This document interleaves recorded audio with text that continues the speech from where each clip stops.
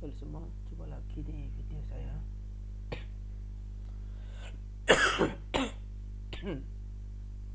Maaf soalnya agak kurang enak badan juga. Oke, mungkin agak ada sedikit noise lah. Oke, kita lanjut. Ini adalah Y2 Security oleh Bapak Ahmad Sauki Ahsan.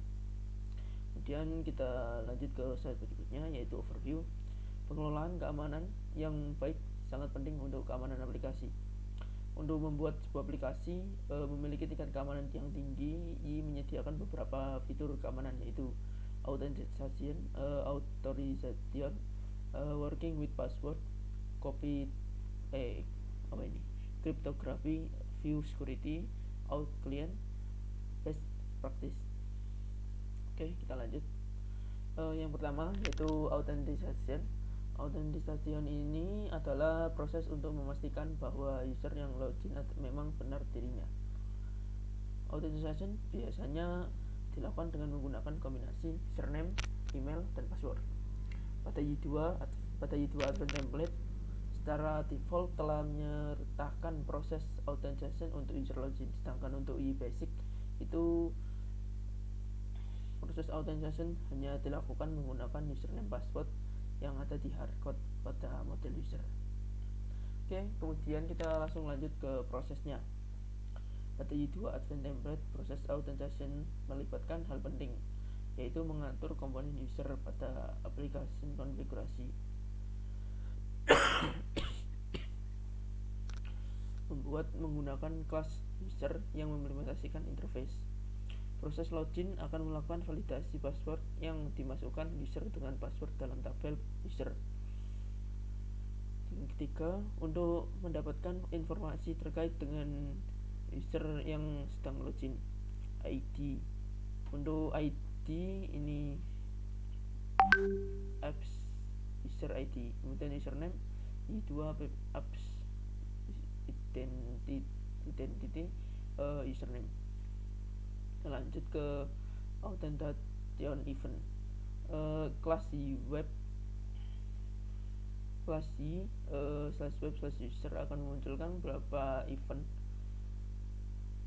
ketika terjadi proses login dan logout, yaitu ada di sini ada event before login. Jadi event sebelum login ini akan muncul pada awal proses login. Kemudian ada event after login, ini akan muncul setelah proses login berhasil. Jadi setelah kita berhasil masuk ke loginnya ya.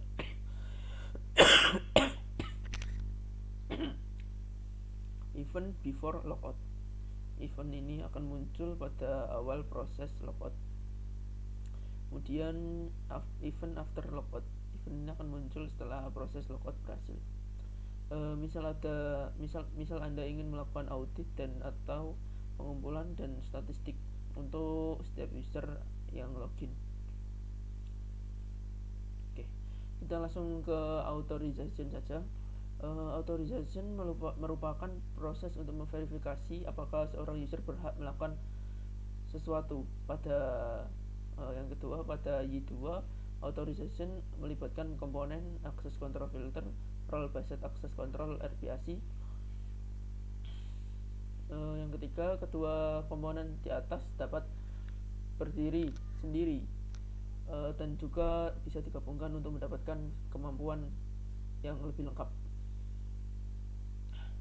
Kemudian access control filter.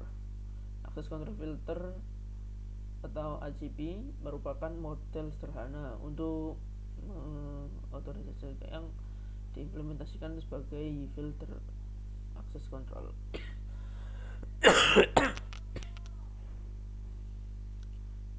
ACP biasa digunakan pada controller untuk mengatur hak akses terhadap action route atau route yang ada di dalamnya.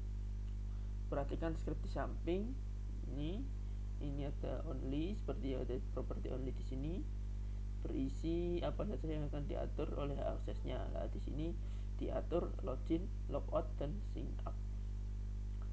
Property rules berisi aturan untuk diterapkan. Property rules sini berarti ini. Kemudian ini tanda tanya merupakan role yang yang spesial, yang berarti semua user yang belum login atau quest. Jadi itu untuk Eh, apa ya namanya? Kalau user belum login itu kan namanya quest. Nah, ini adalah rulesnya. Kemudian yang ini berbentuk lingkaran ini atau add merupakan role spesial yang berarti semua user yang sudah login. Aturan-aturan tersebut akan dievaluasi dari atas ke bawah. Dan next. Oke. Role based access control. Role based access control atau RBAC dapat digunakan untuk pengelolaan hak akses secara lebih kooperatif. Y2 mengimplementasikan RBAC melalui komponen dari aplikasi yang bernama Out Manager. Untuk menggunakan RBAC ada dua hal yang perlu dilakukan: membangun data authorization untuk RBAC, menggunakan RBAC untuk melakukan pengecekan hak akses. Dapat dilakukan di model view maupun controller. Dan next, komponen dasar RBAC. Komponen utama dari RBAC itu ada 3. Yang pertama role, yang kedua permission, yang ketiga rules.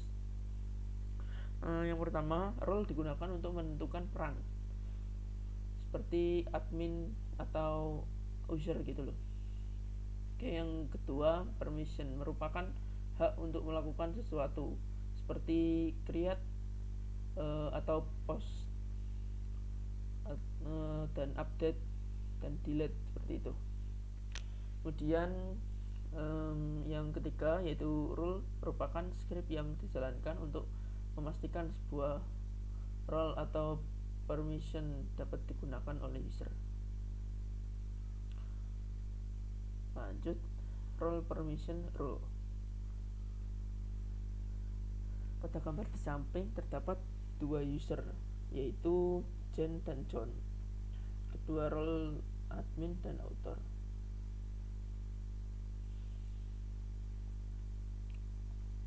Role admin memiliki user Jen memiliki role admin.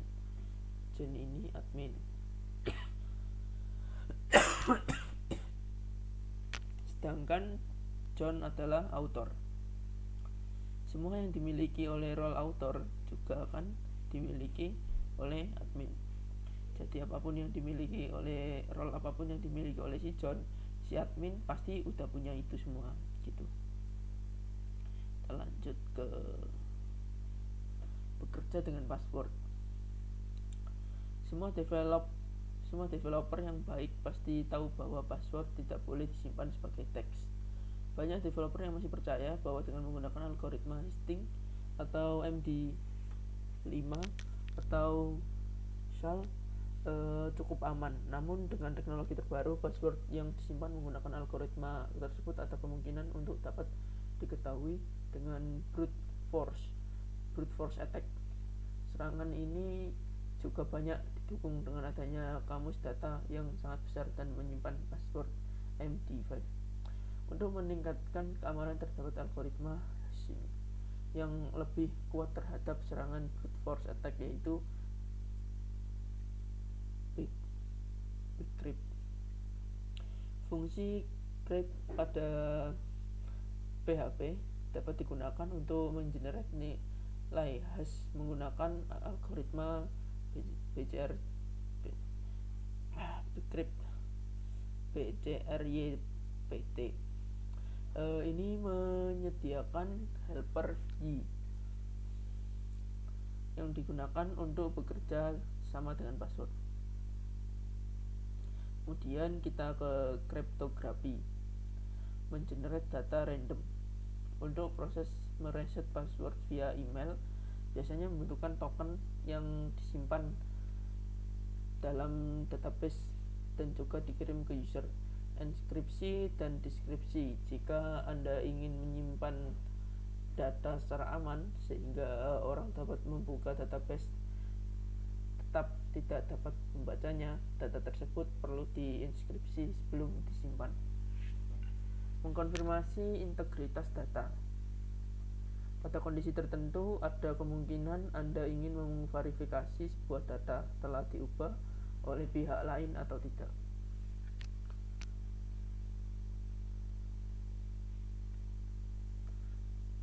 kita lanjut ke ini slash yang terakhir, yaitu best practice.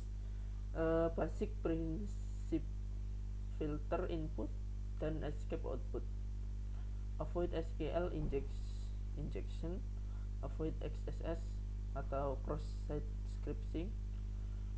Yang keempat, avoid CSRF atau cross-site request for key for query.